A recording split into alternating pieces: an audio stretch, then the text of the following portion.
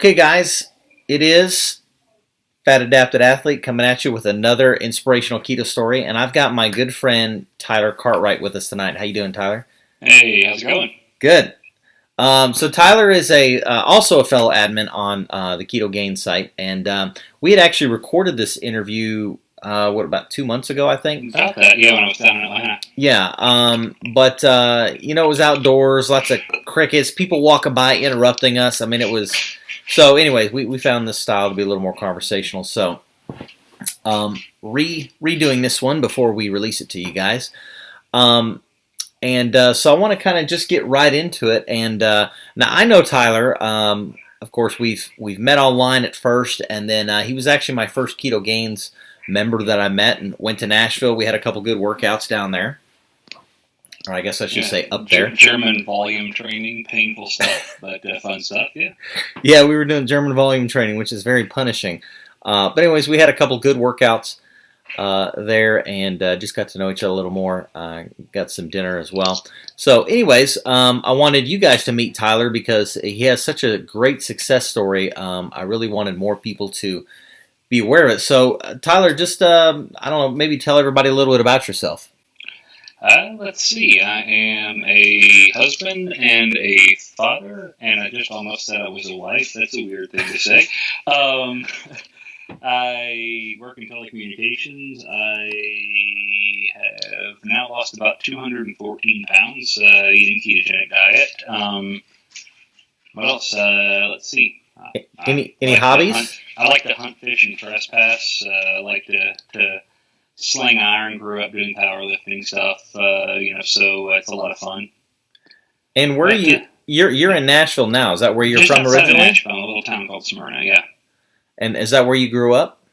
It is not. I actually grew up in Kentucky, so over in the western end of the state, on the pointy part of Kentucky. I tell people all the time, but I grew up all over the place. My dad coached football, so I was everywhere. Every 4 or 5 years, we new town, new job kind of thing. So a little like an army brat, except I learned a lot about X's and O's of football. So now, that's interesting. What was it like growing up as the son of a football coach?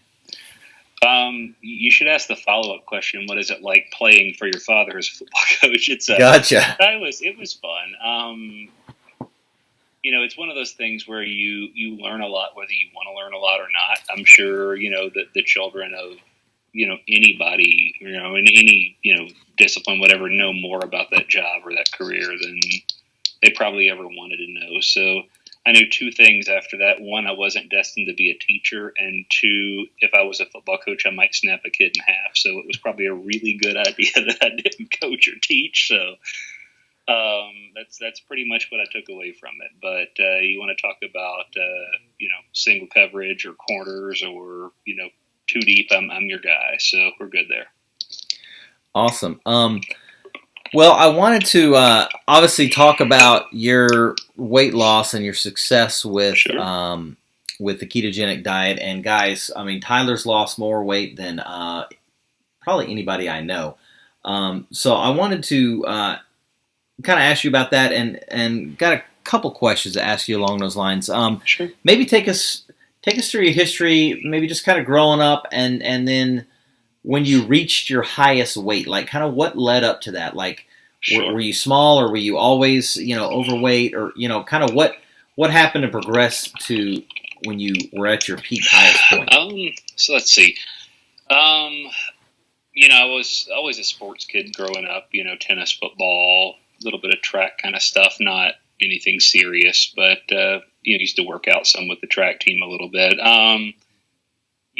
That's just kind of who I was, and because I was active 16, 18 hours a day, the moment my feet hit the floor or the moment my head hit the pillow, I was doing something, right? You can get away with, there's the adage in adulthood, you can't outrun your fork. It's not really true when you're 16 and your metabolism is, way up here, and you're, lifting heavy and carrying lots of lean mass. You get away, Joanne will appreciate the comment that, there's a horse analogy, flesh covereth a multitude of sins with regard to how the horse is put together. I think, being a 17-year-old with 200 pounds of lean mass covers a whole lot of dietary stupidity, right? as you get older, you get, life happens and, things happen and you wind up, just carrying a lot of stuff, baggage from your youth, stupid decisions that you really should have thought through before you did them, a lot of that kind of stuff. And so you wind up, you know, I was talking to somebody a while back and I said, nobody intends to like go to jail tomorrow. Nobody intends to, to have bad things happen. Right. And then, nobody looks around and says, hey, I want to be 500 pounds. What do I got to do to get there? Right. Tell me how to do it, because the short answer is eat pancakes, a lot of pancakes, and do nothing, right? That's not a hard mathematical equation. Eat more than you burn, sit around, play a lot of video games, and that's pretty much the extent of it, right?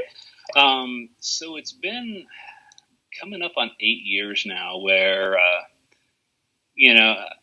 just a lot of stuff had happened. Life that, without diving too deep, it's funny. There's kind of that little internal voice that I think everybody has, right? The thing that's like your personal little Jiminy Cricket or whatever that, wants to tell you, do this, don't do that, or be this person, or, don't be. The problem is for people that kind of tend towards perfectionism, that's really advantageous when you're playing a sport, right? It pushes you, in the gym to be able to get another 5 pounds out of your squat, or to get, to correct a form or a technique flaw that gets you another 10 or 15 pounds in a deadlift. I mean, that's a huge benefit to really be that analytical. When you stop having that competition or that self-driven competition or whatever, that little voice turns nasty.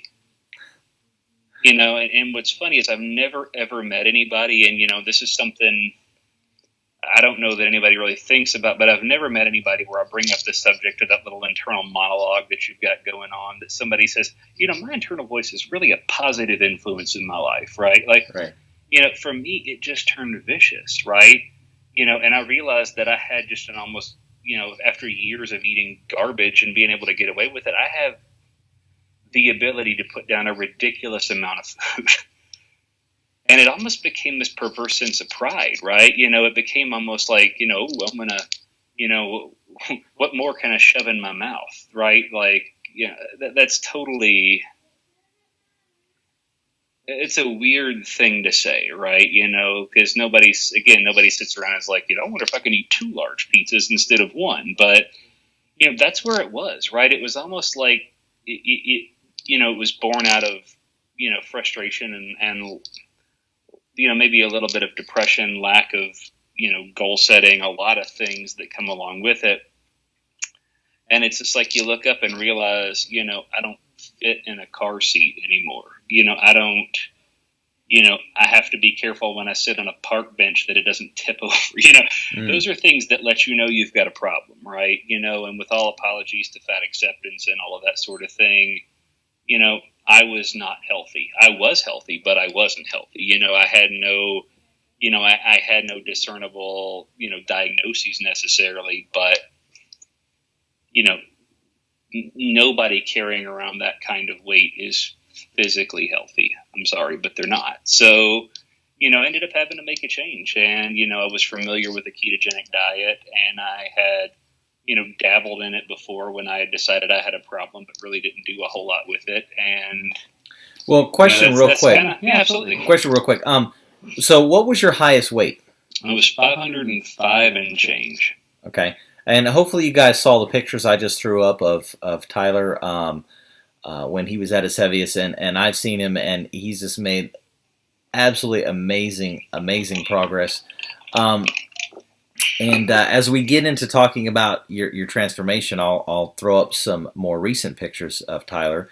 A couple where after our workouts that we did together in Nashville, and then also just some other random ones that you'll see up there. Don't judge me for the tennis ball shoes. It's okay. What event was there? Like an event or something that led to you deciding, okay, I've had enough. I'm going to lose the weight. Was it becoming a parent, or was there some other event in your life that kind of was a trigger?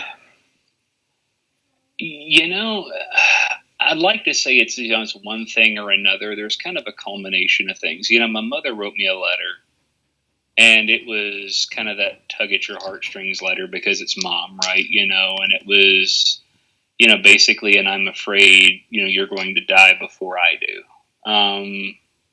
That's sobering. I mean, that definitely is one of those things that, hits you right between the feels, right? But, I realized I wasn't being a good anything, if that makes sense. Like I wasn't a good employee because I couldn't stay awake. I wasn't a good husband because I physically couldn't do anything. What do you mean you couldn't stay awake? What's that? I'm sorry? What do you mean you couldn't stay awake? Yeah, I mean, I'll put it this way. My doctor said to me pretty bluntly, Tyler, you're as healthy as a horse. The problem is you're as big as one.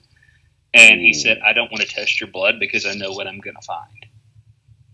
And so, he straight up said, go lose weight. It was kind of in that same window of time. And so it became kind of a cascade of realization. And like I said before, you realize, the seatbelt doesn't fit anymore. And, you can't fit in the booth at a restaurant. There are a lot of signs and signals. And, honestly, it's one of those things where, it wasn't a singular event so much as it's sort of like you see, out in the ocean, a wave kind of starts up, and then as it moves towards the shore, it gets a little taller and a little more aggressive, or a little, heavier. And that's kind of what it was. It was finally just like you step back and go, it's time.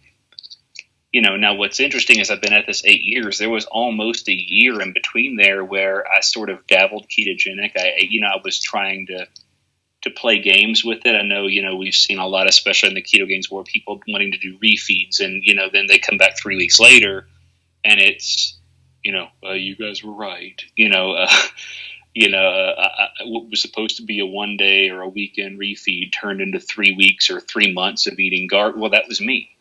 And I looked up and realized that I had basically, lost 105 pounds and put 80 of it back on. And I was like, yeah, this is not a good math equation because, as I said before, yeah, I can eat. So you mentioned you had some exposure to keto. How did you find out about keto, and when did you finally start seeing success with that? 3 places or 3 comments I'd add. One, I started out, as actually a pre-vet major / pre-med. I really didn't know which way I wanted to go. All I used to tell people I'd rather work with horses than people. So, that's my intention was to be a large animal vet, and then organic chemistry 2 happened, and I realized that I was really struggling to get through it. So, there is a science background there, so I do understand, the biomechanics, the bioenergetics of it all.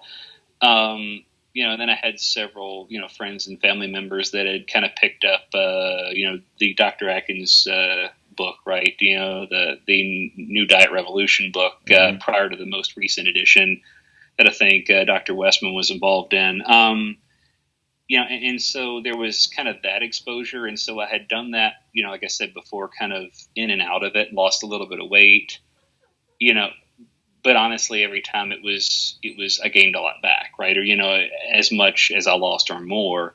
But I mean, kind of philosophically understood that it worked. I had read, the Ketogenic Diet, Lyle McDonald's book, just because, you kind of knew vaguely who he was, 15 plus years ago. And, he was popular on some forums and stuff that I occasionally frequented. And so I picked it up.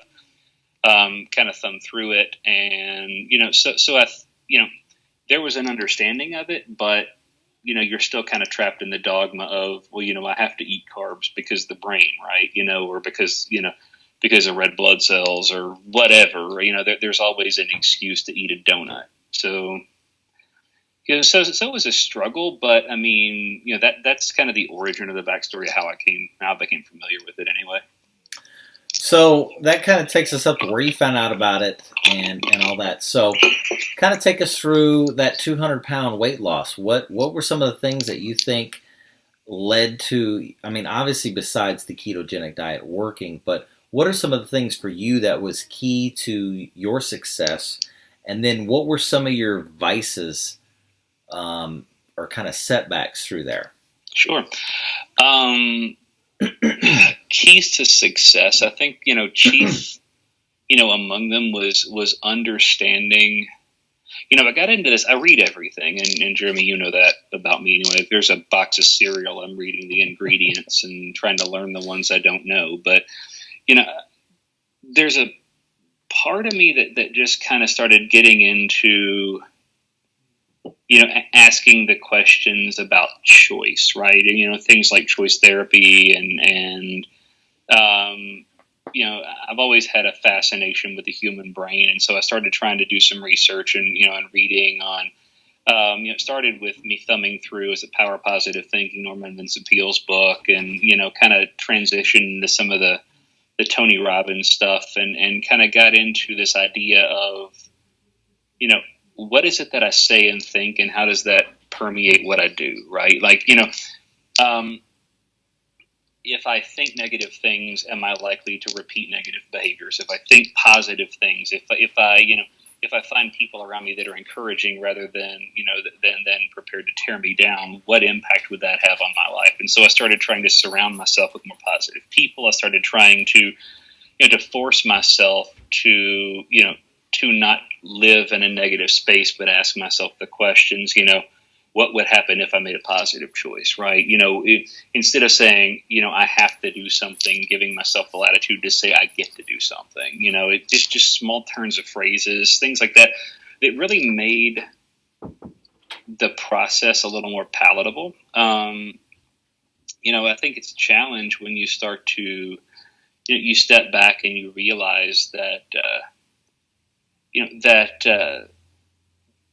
I'm still not at goal weight. I mean, I'm talking about probably having to lose another, 40 to 60 pounds to get to a point where I would, seriously say that's kind of where I want to be. It's a big elephant to eat, no pun intended, because I may have actually eaten an elephant during that one time. But, there is that aspect of I've got to lose 265 pounds just to look and feel normal. How do you do that? It's and so it became living in the minutia, right? So instead of saying today I have to, it's the, I guess it was, Steve Martin who said how to become a millionaire. First, get $1 million. Like, how do you lose 250 pounds? Well, first lose 250 pounds. It wasn't like that doesn't work. And, and I see people on message boards or, on Reddit or places like that. And they're, I weigh 400 pounds. I weigh 380 pounds. I weigh 600 pounds, and, unfortunately, if I could, hug them and say, let me impart 7+ years of wisdom into your brain. Here's the thing. Don't make that your goal. Make getting out of bed and getting into workout clothes your goal. Make eating breakfast the right way your goal, and setting aside ketogenic or non-ketogenic, that's a statement of fact. We tend to take and make our goals so big, right? That we don't break them down. And so at any point in time in that whole chain, and you and I were talking about this in Atlanta too, at any point in time in that chain, one little failing, right? One little slip up, one little hiccup, and you hit the button and go, well, this day's ruined, see ya. And you waste a whole day because you ate, some extra tomato with your breakfast, or because you didn't read the ingredient label and there were some hidden sugars in there, or, whatever. And it's like, that's crazy thinking, and there's no way that anybody can realistically lose 300, 200, any significant amount of weight and keep it off without changing the way that this works. Right. And I think that's, was the biggest challenge to your question. For me, was changing the way that I thought, not only about myself, because I'll be honest, having been heavy most of my professional life to the point of being morbidly obese, there's a psychological aspect to that where it's hard to see yourself as athletic. It's hard to see yourself as skinny. It's hard to see yourself as anything other than the fat guy who makes other people laugh and cries when he's home by himself, right?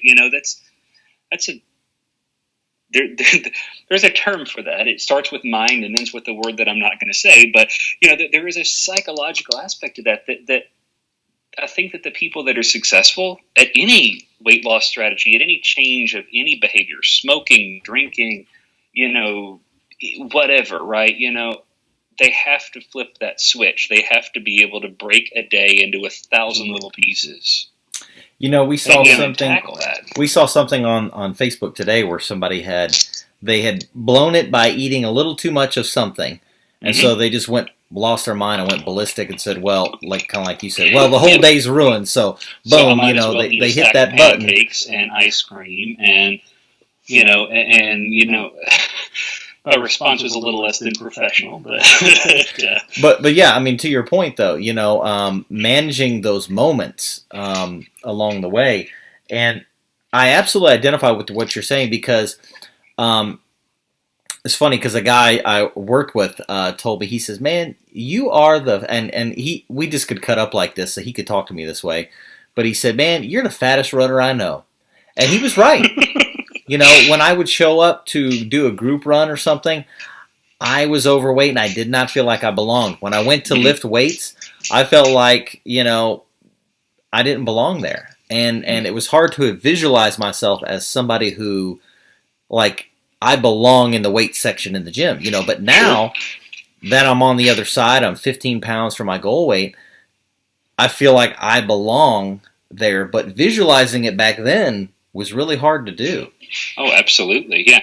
You know, and that's weird. You know, you talk to people and you want to get them in a gym, and, you know, you don't think, because you and I have done this for so long now, it's hard, I think, to remember back to how awkward it was the first time that you walked into a gym, or the first time that you showed up for a group run, or the first time, I didn't show up for a group run, let's be realistic. You know, but the first time that you do something, because we're supposed to be experts in our 30s or 40s, or, you know, that's who you're supposed to be. You're not supposed to be the fumbling new guy or new girl doing something. And so we allow ourselves to get talked out of going to the gym or making the right, good choice, because the what if game, and people don't realize that everybody's in the gym taking selfies of themselves in the mirror, and Luis, and you know, they're doing and you, the only person I know who takes more pictures, right? You know, but you know, that's what they're doing. They're there to work on them. You know, they're not there to judge you. And I think sometimes people think, you know, and with all apologies to Planet Fitness, you know, that, you know, it's a judgment-free zone. There's no judgment happening at my gym. First of all, because I work out in my basement, but I did work at a gym, and there was no judgment there either. Why not? Because nobody cares. Nobody's really concerned with what you're doing, unless you're, you know, curling in a squat rack. Then they're going to yell at you. But you know, nobody really is concerned. So go, you know, and do those things. You know, go do the awkward things. Is, you know, I guess the one, you know, kind of piece of advice you didn't ask for, right? You know, go do those things that are challenging, because guess what? Nobody's really paying attention anyway. Yeah. You know, it's one of these logical fallacies that we have in life, you know, where everybody's watching me. No, nobody's watching you. You know, and if they are, guess what? They're going to ask questions, right? And, you know, when they are watching you, when you walk in and you've lost 80 pounds or 100 pounds or 200 pounds or 250 pounds or 300 pounds, you know what they're saying to you then? Holy cow, you look amazing. How'd you do it? Yeah. And that's the question. Why? Because everybody wants to know what works, right? Yeah, it's funny because I was out for a run tonight, and, you know, I've been with on the same program as you with Luis, doing the Sith protocol training, as we call it, and I've taken a little deviation the last 2 weeks because we have a yearly 5K we run, and ran into a guy this French guy I always see out there running in the park, and he caught up to me, and we ran a couple miles together, and he just was gasping the whole time about how much weight I'd lost since the last time I saw him, you know, and it was just funny and kind of rewarding because, I wasn't looking for that. I was just out for a run, and he was somebody who hadn't seen me. Now, he saw me when I was heavier, and so he knew the struggle I'd been to get here. And as we were running, he's like, if I'm not mistaken, I think you are running faster than last time. I'm like, yeah, we're both running at a pretty good pace, you know, but it felt kind of good. But just to your point, you know, people will recognize later. Absolutely. But you know what? They're not going to pay attention the first time that you show up and you do squats badly. And, you know, I think that there's a perception, you know, especially among folks walking into a gym for the first time, not that we really intended to jump into this topic, but, you know, oh, well, what am I going to do if the meatheads come over and try and tell me what to do? Listen? Yeah.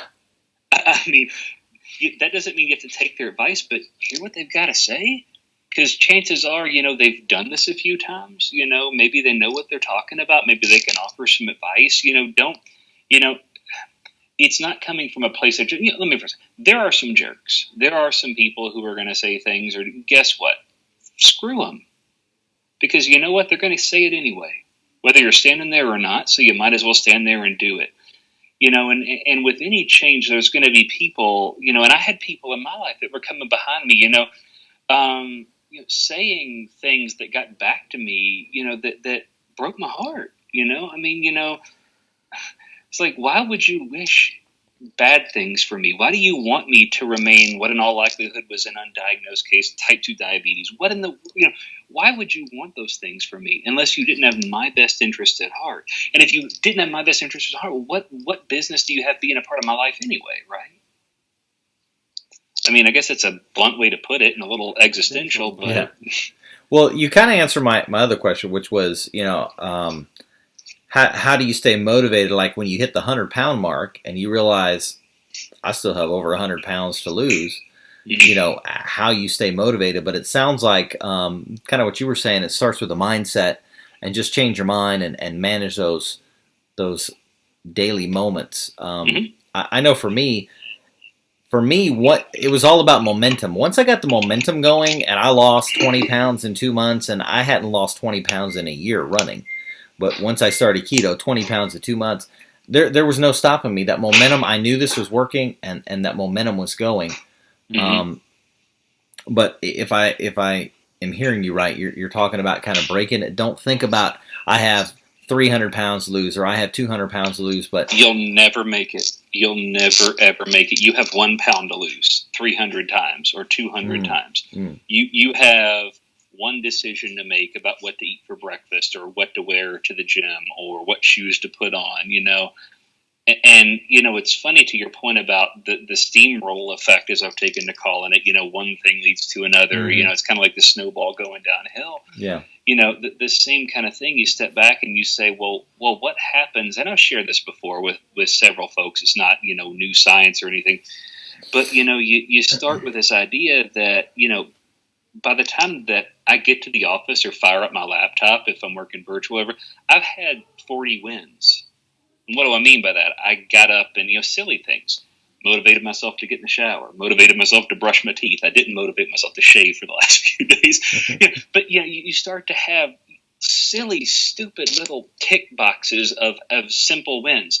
And it's crazy. There's like the old sports analogy, nothing, succeeds like success. Man, that's true. Right? So, you want to lose 300 pounds, lose 1 pound 300 times. You want to get through a day, the perfect day, and I'm putting air quotes here that you can't really see. How do you do it? You make 1,500, winning decisions in the course of a 24-hour window of time. Even silly things like I'm going to go to bed at a reasonable hour so that I don't allow myself to oversleep. You want to break a bad habit? Stop doing the habit, or look at the whole chain of events and figure out what's broken in that or what leads you and insert an exit point on the off ramp there. You figure out where it is and deviate from it. So you told us some of your successes. Did you were there anything that were vices for you along the way? Vices. Yeah. When our daughter was born, it was really a challenge, right? I mean, trying to play, dad, working a full-time job, there are a lot of those stresses. And so it became really easy to, every day that you wanted to eat garbage, oh, it's a carb load day, I need one of these, right? Or, whatever. And so, like I said, I looked up and realized I'd put quite a bit of weight back on and I had to do something about it. What about trigger foods? Did you have any trigger foods? Oh, I still have trigger foods. I have to be careful with peanuts. That's not, surprise to people that are ketogenic. Some people say, well, stay away from them altogether. Early on, that's probably a really, really good idea for a couple of reasons, not the least of which is, man, each of those little suckers is a lot of calorie. Yeah. So it's easy to overeat. Cheese is another one kind of like that. It's just really calorie dense. But there's some silly things, right? Things that taste sweet, gum, mints, things that are kind of, you wouldn't think of as necessarily trigger foods. They're kind of, foods that tended to start the craving cycle going. 2 months, 3 months, a year, 2 years into it, I like to think that I've got mastery over most of that, and I can eat. And if I choose to have, gasp a piece of cake or something for a birthday or whatever, that I don't allow that to become a cascading sort of event that turns into 6 weeks of, me at the trough like a pig with every piece of food I can lay out in front of me, face down in it. But 7 years ago, that absolutely would have been, what ended up happening. So, trigger foods are funny, even just overeating in general, right? I always like to tell people, I think that there's some benefit, I think the science would substantiate there's some benefit to fasting within kind of a reasonable window of time. I also think that if you're not fully keto adapted, or if you're not used to not eating for that window of time, it could really prompt you to let yourself be like, I'm starving, must be time for a refeed. It must be time, and I hate that term, by the way, but, it must be time for me to do this. No, dude, maybe you just need to spread you need to expand your eating window, or whatever the IF folks call it, right? Yeah.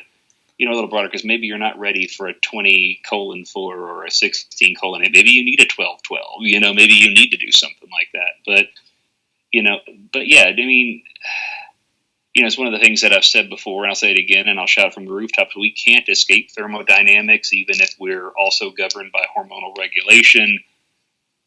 You eat too much, I don't care what kind of food it is, you're going to lose weight. You get yourself so hungry that you gorge yourself on way more calories than you need, you're not going to lose weight, even with the benefits of IF, right? So it's a really long-winded answer. No, that's fine. So you mentioned being in the gym and stuff. Well, I still have several questions for you. You mentioned being in the gym, and I know the routine you're doing because I'm doing the same one. I remember a couple years ago, I met the number 8 Mr. Olympia. He's ranked number 8 this last year, Tony Freeman. I met him at a gym here locally, and obviously he's a celebrity. And I asked him, and this is again, I was at my biggest. Please tell me you asked him to curl you. Yeah, exactly. I said, "Hey man, I'm trying to get gain some muscle and get lean." Of course, I just had a pot belly out to here, and he said the one piece of advice he had for me was take care of your cardio first, which is basically was telling me, hey, maybe not be fat first would be your first step. But he basically said take care of your cardio first. So my question to you is, shouldn't you be doing a bunch of cardio? Shouldn't you be on a treadmill, maybe 1-2 hours a day, burning through the fat stores? Why are you lifting weights and not, on a treadmill doing all the cardio? Or are you? Two thoughts on that. I do think that there's a certain amount of cardio that's necessary. I don't know that it necessarily needs to be, the cardio bunnies on a treadmill kind of cardio. I really like, high impact interval training, or high intensity interval training. I like a lot of that approach to cardio, kind of mixing in heart rates. I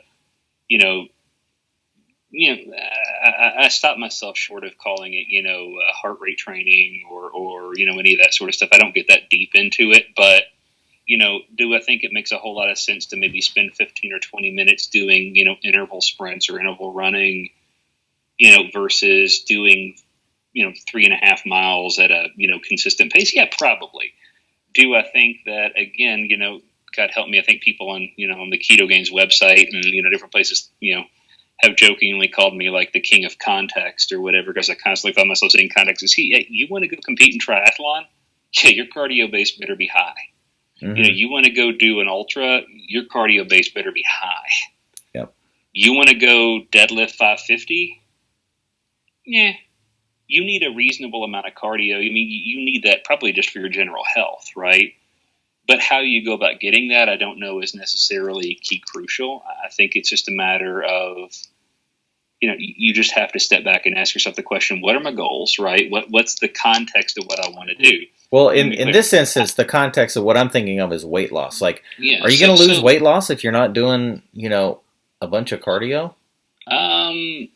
You can. I don't do a lot of cardio. I do about 20 or 30 minutes a day of something, even if it's just, I've got a box that I built downstairs. It's about an 11-inch step basically. And so, if I don't get a chance necessarily to hit the weights until later, I may run downstairs before I get going for the day and do 15, 20 minutes worth of, stepping on a box, right. Or, or something.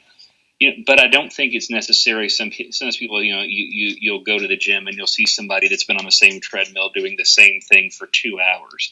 Is that beneficial to fat loss or weight loss? Absolutely not.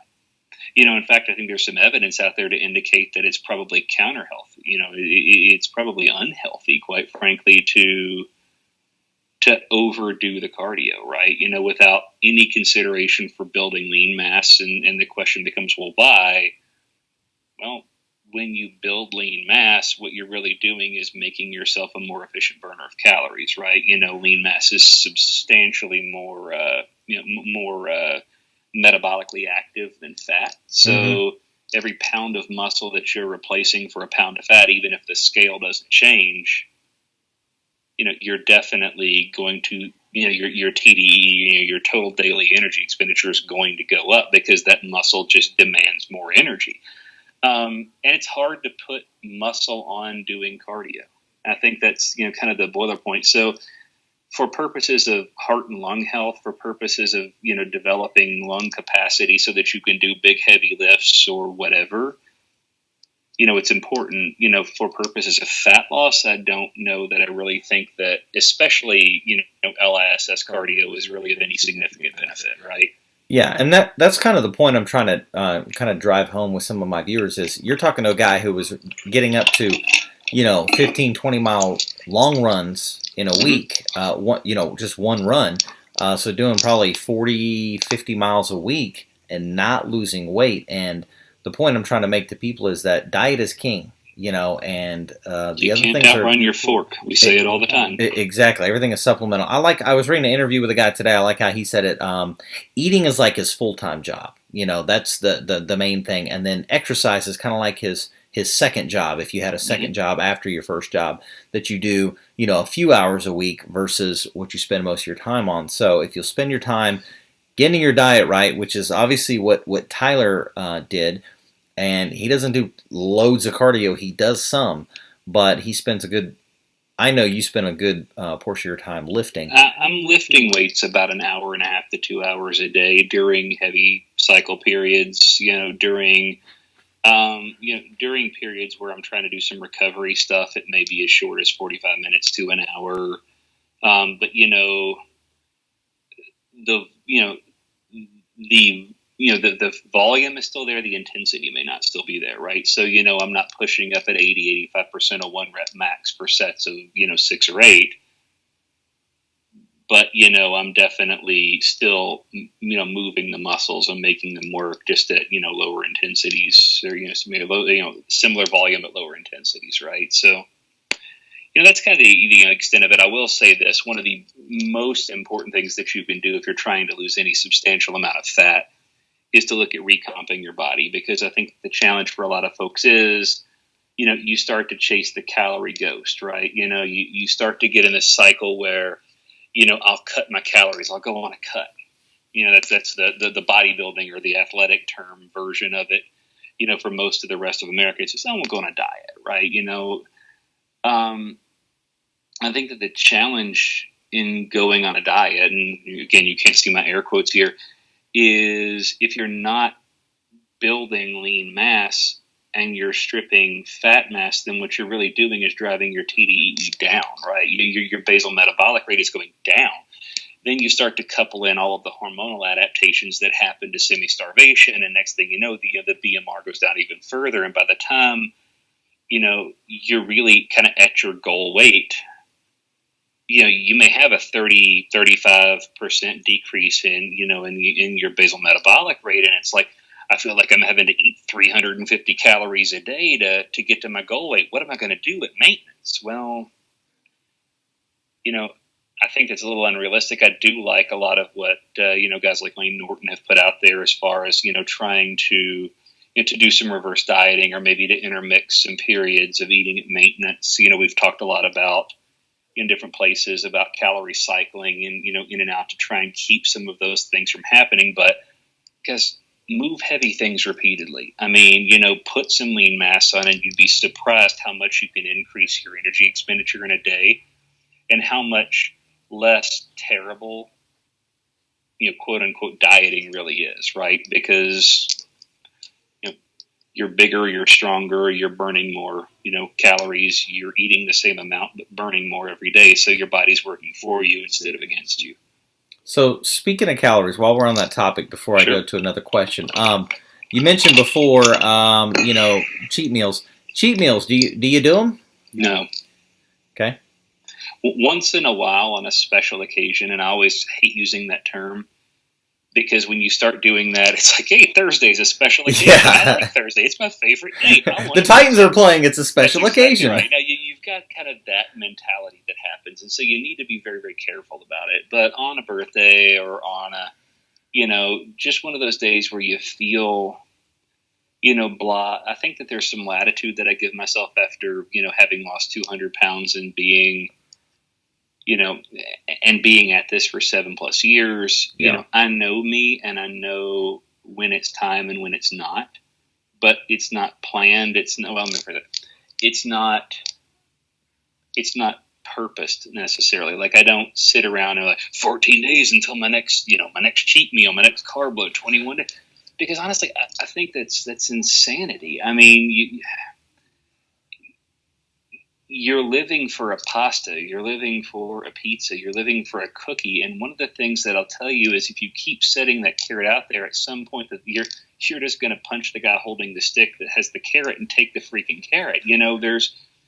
You're not really taming. First of all, you're going to have issues with keto adapting, assuming that we're talking just ketogenic dieting. But, and I think Jacob Wilson and Ryan Lowry and several of those guys have kind of addressed their concerns about that whole process being eroded by sort of the CKD approach, right? But setting that aside, it just seems disingenuous. I'm going to eat this way. I'm going to fuel my body this way. But every 14 days, I'm going to do this other thing. And if you can get away with it, if you're one of the biologically fortunate folks that can pull that off, or mentally, strong folks that can do it. I mean, I don't begrudge you for eating half a cake, but I do think that if you really step back and ask yourself what a reasonable approach to a cyclical ketogenic diet is, which is really kind of what I think we're dancing around or talking about here, or carb load days, or whatever you want to call it. It's prescriptive, it's intentional. So the type of carbohydrate should be specified, the amount of carbohydrates to be specified.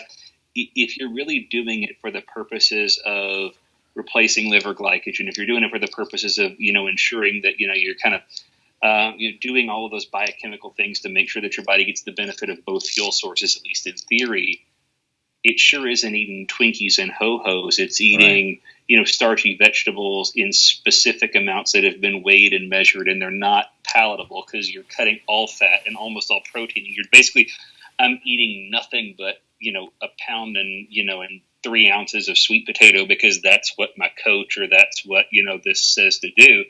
It's very different from, I want to drive through 3 different fast food restaurants because I like the burgers at this place and the fries at that place, and they have the coldest drinks at the other place, right? I mean, that's a very different approach. So you've talked a lot about... No, that sentence is too long. I talk a lot, period. It's okay.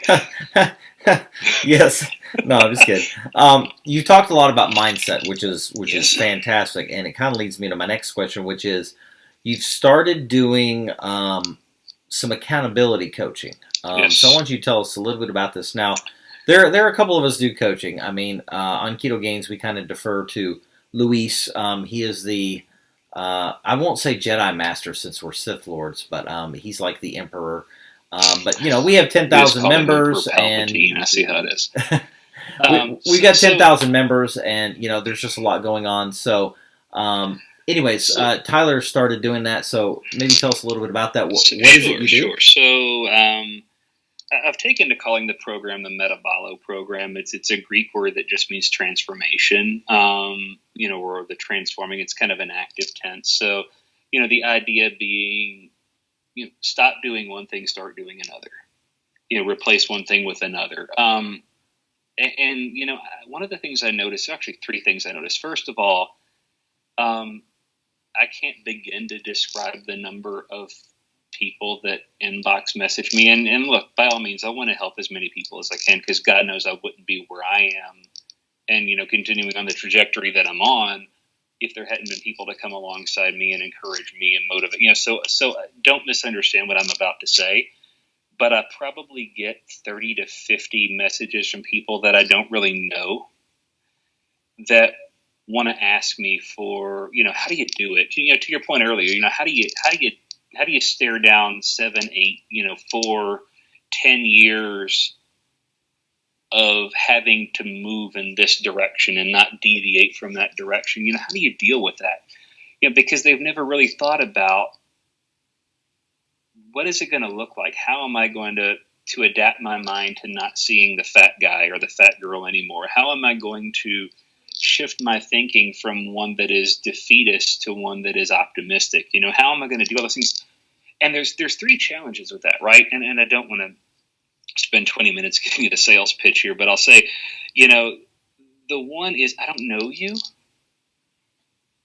So I have, point two, I have no context, right? I don't know where you are. I don't know what your support structure looks like around you. I don't know if you've got a husband or a wife or a boyfriend or girlfriend who's encouraging or a jerk.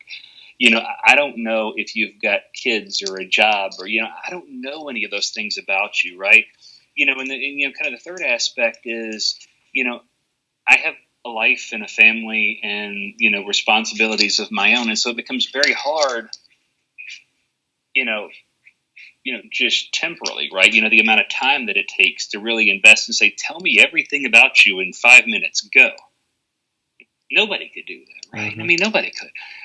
Nobody could tell, I couldn't tell, and just what I'm proposing to do, and there's no way that I could share that. So the idea is really kind of centered around like small groups and you working within a group to kind of build accountability and to foster, kind of motivation from within, right? So that, within a larger group, there is a smaller group that if, my wife isn't being supportive or my husband's not, being supportive if you're a woman or whatever, if your kids are driving you bat crap crazy, if there's, whatever the issue is, that there is somebody there that can say, been there, understand.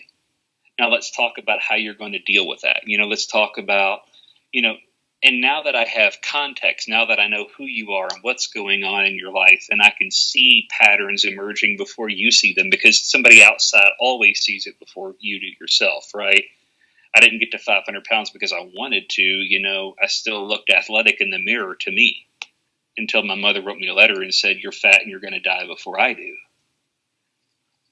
So, that's really the whole intent or the purpose behind it, is to say, how do I go about doing this for people without starving my family of time, and attention and energy? And I think the short answer to that is, if you tie money to something, people tend to take it more seriously. It gets a little frustrating when people reach out and ask questions, and, it's the same people every 3 months, almost like clockwork, coming back, going, I gave it a try. It didn't really work. Tell me again. No, I'm sorry. And God bless you. I hope you figure it out, but I don't have time for that. And so, it is a fee-based service. It is definitely something that's still in the works. It's something I'm doing with a few folks right now on a trial basis. If people are interested, reach out to me. Happy to chat with you through it and give you some ideas on kind of, whether I think you'd be a good fit for it or not, because honestly, it is very, very focused on getting real with yourself, right? Who am I? What's broken in me? What's working in me? How do I take the things that are broken and fix them? How do I build accountability? How do I build motivational structure so that when you stop working with me, when I stop being the Jiminy Cricket on your shoulder that says, get your butt up and go to the gym, what are you going to do when it's just you shaving yourself in the mirror, right? What's the game plan? So that's kind of the gist of it. And kind of the genesis behind it. It's still kind of in its infancy, so we'll see where it goes. But well, I'm definitely a proponent of coaching, and guys, trust me, nobody is getting rich doing coaching. But for the same reason that you said, I found that people that I've tried to help, who you give the free advice for, they just don't take it seriously. They're not serious behind it, and that robs my time and my family's time. Absolutely. But when you put money behind it, that you are invested. It shows you're as invested as I am, or Tyler is, and I really believe in coaching. I think we need more coaches. I mentioned Joanne a couple times. I think she needs to do some coaching. I agree. I think she'd do great at it. But anyways, guys, if you're interested, hit Tyler up. He's very well educated, and I mean, you just heard all the wisdom he shared. And so imagine having somebody alongside you to help ensure your success. And I think I mentioned this in Joanne's interview, but there was a video, the CEO of Google, and they were asking about, one of the reasons for his success, and he said that he has a coach. Even he, as the CEO of Google, has somebody speaking into his life. So if you don't have somebody who can do that for you regarding weight loss and ketogenic diet, Tyler is available. What's the best way for them to reach you? Facebook's easy, pretty accessible on Facebook. Leave a comment in this video. I tend to check comments and respond, as I did with the other video that we did. Mm-hmm. That's probably the two easiest ways. Join Ketogains. You can find him on Ketogains. That's exactly right. You can do that. I have him in there, so I'll see most of the posts that come through there. Mail me a carrier pigeon. I don't know. So that's probably the easiest way to do it, is just reach out to me on Facebook. I'm pretty active there, so just give me a shout. I think I had one more question here. Sure. Because I wanted to keep this right around an hour or less, so we got 5 minutes. And that is, so you are an admin on the Ketogains site, mm-hmm. and just like myself and Luis and the other admins, I mean, we have 10,000 members. We have a lot of people coming through. What are some of the biggest things? I know we have like 5 minutes here, but what are some of the biggest things that you see people maybe get wrong with keto, or they struggle with, or they mess up, or some of the misinformation or misconceptions that you spend time, sorry, my dogs are going crazy back there, that you spend time fixing? Sure. Let's see. First of all, I think there's a misperception about chasing ketones. I know it's something we've addressed on the website and on the Facebook page frequently. Some people do better with higher ketone levels. Some people get nauseous. Some people, try as they might, starving themselves of protein, are never going to get above 0.8. 0.9. We're talking blood ketones here. It's just never going to happen. There's just something in their genetic makeup that, but here's the thing. That doesn't necessarily mean that the body's not using, that the tissues aren't using the ketones that are being manufactured. It just means that they're not being produced in huge excesses. And so, one surefire way to get those ketones up is what? To starve yourself of protein. What happens when you starve yourself of protein? Lean mass losses, right? You're not getting enough substrate to repair and rebuild. There are some protein-based hormones signaling stuff that happens that also can be damaged. So I've often wondered if some of the HPA axis stuff may actually be, the adrenal fatigue. Some of that kind of stuff, I've often wondered if it's not because, maybe people just aren't getting enough protein, period. And it's a lengthy conversation I'd love to have. For any biochem nerds that want to chat through it with me, find me on Facebook, we'll go. But that's a big one. Get sufficient protein, right? Stop chasing ketones. Let's see. Don't make Joanne mad. Don't don't feed Jeremy after midnight. Oh, wait, that's a gremlin. Sorry.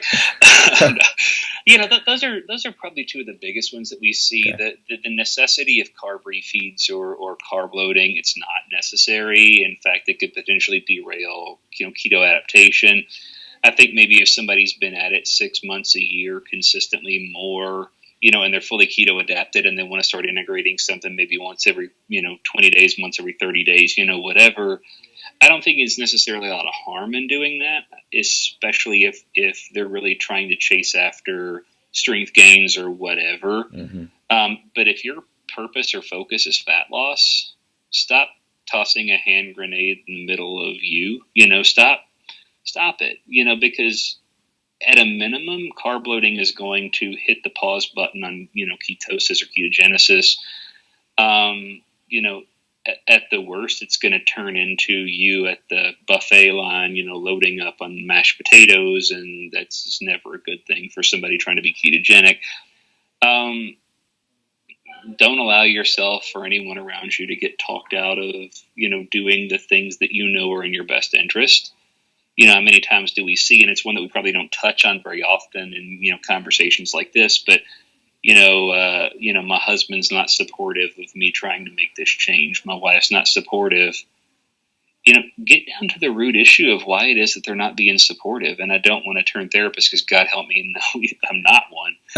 But, it begs the question, maybe there's some insecurity there. Maybe there's some issues you need to work through. Maybe there's some discussion about, walking alongside you and doing it with you, because God knows, from my life, having a wife that eats ketogenic as well makes life just so much easier than trying to cook 2 meals or trying to have, kind of live 2 different lives, right? But dive into that sort of stuff a little bit. Don't be afraid to tackle the questions of why people that ought to be supportive aren't. Because at the end of the day, you need people in your pocket. You need people on the sideline cheering you on, because there's going to be a point where life sucks. The boss is being a jerk, or, the dog bit the mailman or whatever. And you're going to want to go back to the behavior that you used to do, right? And you need somebody to smack you in the back of the head and go, don't do this. You need those people. So don't cut them out of your lives, but you do need to ask yourself the question, are these people that are willing to make adaptations and changes, or are they people that do need to be, removed? But, I think those are probably the 3 big ones, right? Right. It's at now I'm laughing about the Louis the Jerk with Steve Martin, the 3 pieces of advice, if it's out there, see a doctor and get rid of it. Don't trust Whitey. And then there was a third one. I don't remember what it was, but, you are known. You are known for putting up a lot of GIFs. Is that what you call them? GIFs or GIFs? GIF images. GIF images, yeah. For some reason, I have this thought, because I wasn't expecting to go deep today. I was thinking of Saturday Night Live, back in the day. Deep Thoughts with Jack Frost. I don't know if you ever saw that. Jack Handy. Jack Handy, yeah. Deep Thoughts with Jack Handy. I think my favorite, there was one that they did years ago. It was like, of all of my family, my favorite was Uncle Caveman. We called him Uncle Caveman because he lived in the woods, and every so often he'd eat one of us. And then there's this pause. It's like, later on we found out Uncle Caveman was really a bear. And I have no idea why. I found that hysterical for years. But yeah, for some reason that came to mind. But no, it's all good, man. But yeah, no, I think that's a lot of it. Come check out the website. The website's got the frequently asked questions stuff up. And I'll be honest, even if I weren't an admin at Ketogains, I would say this, very clear. I think it's got the best set of frequently asked questions and the most rational science-based approach to, a ketogenic diet of any of the forums or websites that I've seen out there. I think it takes a good hard look at the science, and there's people that understand the science that are offering advice. I think there are several others that do a good job, but in light of, especially people that want to get stronger, right, or to perform better while being ketogenic, I don't think there's a group that you'll find that's more fixated, singularly on that. I mean, the recomposition side of things comes along with, but there's something about being able to flex and have a nice bicep. There's something about, being able to pick up something you couldn't pick up yesterday, or do something, or, run an extra, half mile that you couldn't run 3 months ago, or whatever. There's, to the point earlier, nothing succeeds like success. I mean, come join a group of people that are all about performance and all about, improving themselves day over day. So that's my sales pitch for joining Ketogains. There you go. Awesome. Well, guys, I hope that you guys enjoyed this chat with my good buddy Tyler. Can't wait till we can get together again and throw some iron again. It's really cool because we're only about 3 hours apart. So I know there'll be more videos from us in the future coming together. And like we said, check out Tyler on Facebook, on Ketogains. If you're not sure, drop him a comment here in the YouTube video, and I'll make sure that he gets that. Yeah, with that, we're going to go ahead and close it out with a flex. I know you got sleeves on, but we're going to close it out with a flex. There you go. And that's about as good as it gets with sleeves. So my boy Tyler, down 214 pounds. Check out the rest of his journey there on Ketogains. Until next time, keep it keto, my friends.